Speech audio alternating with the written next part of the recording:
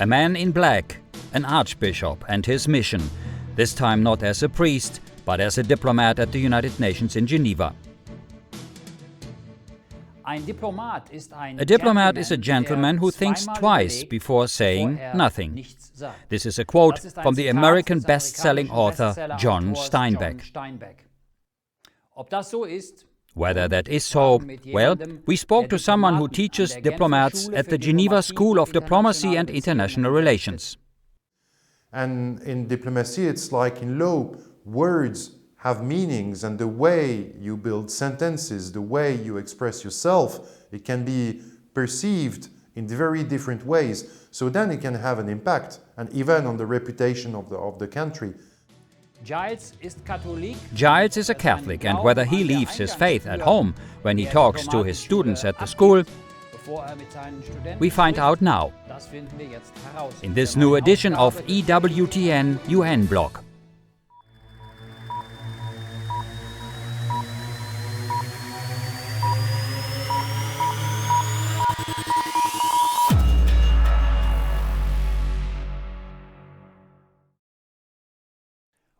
My guest today is Gilles Emmanuel Jacquet, assistant professor at the Geneva School of Diplomacy and International Relations. Gilles is no stranger to EWTN. We recorded many interviews with him from 2014 to 2016 in Geneva at the UN and at the Geneva Press Club. Gilles holds a master degree in political science from the University of Geneva and in European studies from the European Institute of the University of Geneva. He researches history, international relations and geopolitics. I'm now connected with Gilles Emmanuel Jacquet in Geneva. Good afternoon, my good friend Gilles. Good afternoon, Chris. How are you? Gilles, from my own experience with many of my interviews at the United Nations in Geneva, I can say that it often seems, no matter what the subject, you cannot get a diplomat, an ambassador, to say yes or no, to commit. The French diplomat Alexis Léger said, "Diplomacy is the art of concealing in 100 words what could be said in a single word." Well, it's part, let's say, of being a diplomat, to not talk too straightforwardly, to not try to antagonize people, to say things in a more subtle or more diplomatic way. So, well, there is no surprise that diplomats are usually talking very carefully for one reason, because what they say can, in a way or another, engage the responsibility of the state they are representing. And in diplomacy, it's like in law, words have meanings, and the way you build sentences, the way you express yourself, it can be perceived in very different ways. So then it can have an impact, and even on the reputation of the country.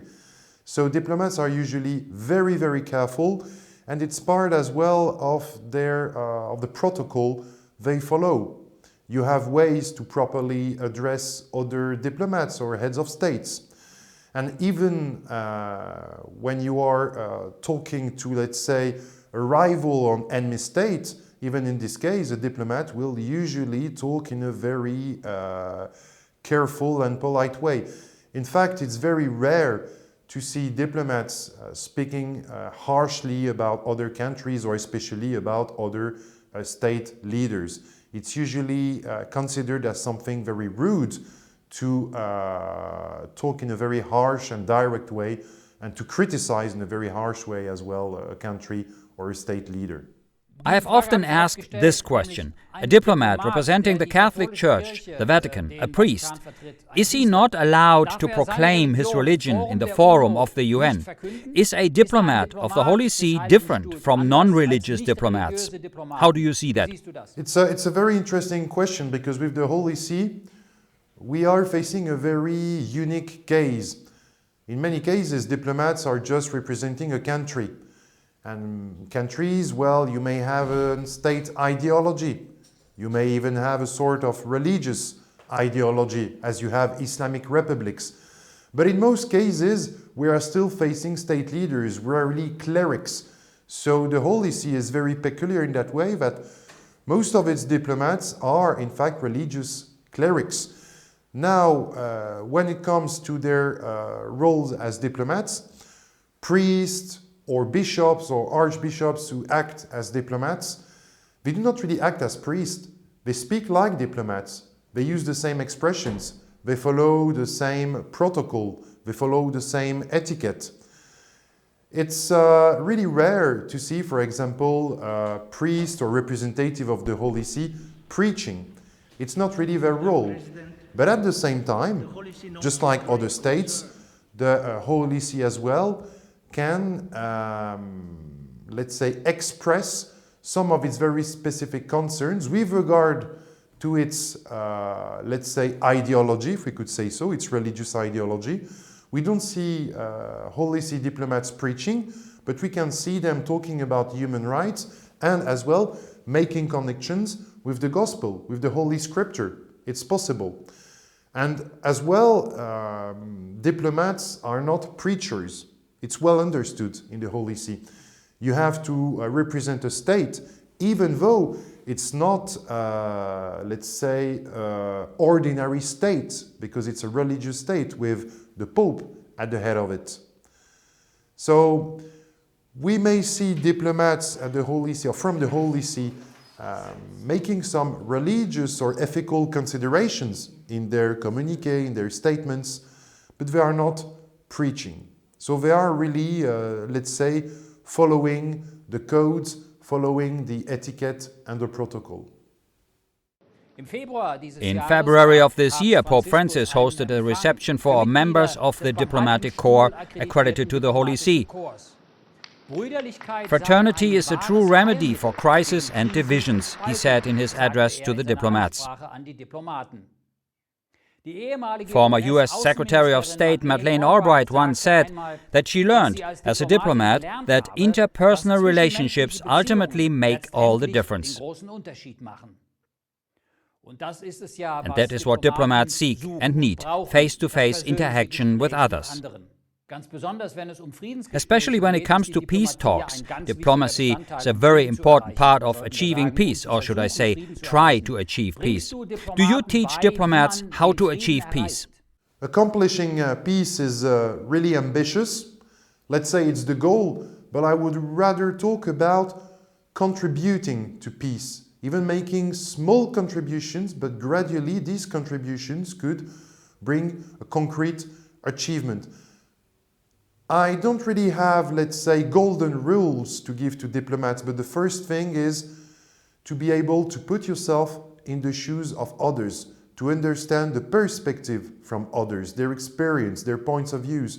It's especially important if you want to negotiate and in the end to find a sort of compromise.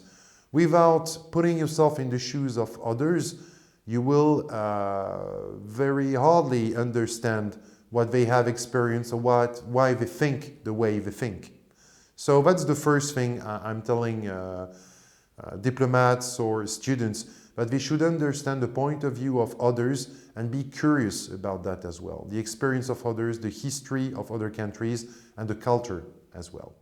Last question, Gilles.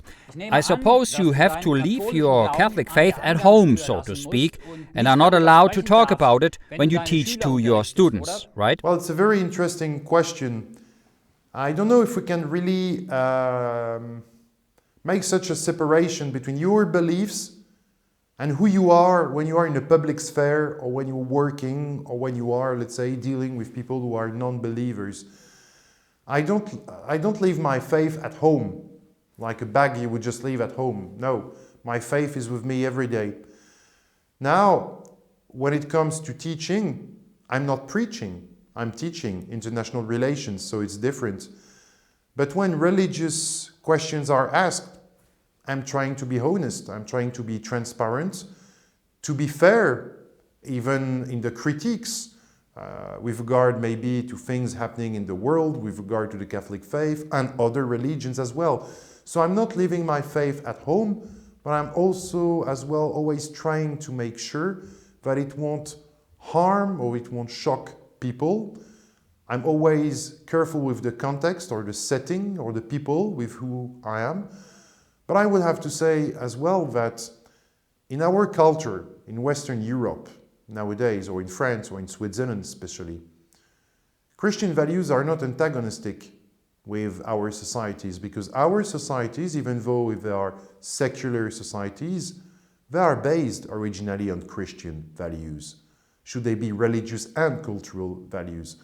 So for me, there are no contradictions. It just depends on where you are and with who you're talking with. But I'm not living my faith at home, and in fact, it's guiding me every day. Thank you, Gilles, for your time and valuable information as an industry expert. Stay healthy and God bless you. Thank you very much, Chris. God bless you. Ambassador is the highest rank of a diplomatic representative sent by one national government to another. Applied to us Christians, this means that each one of us is an ambassador of Jesus Christ, and we should be guided by this biblical suggestion. A soothing tongue is a tree of life, but a perverse tongue crushes the spirit.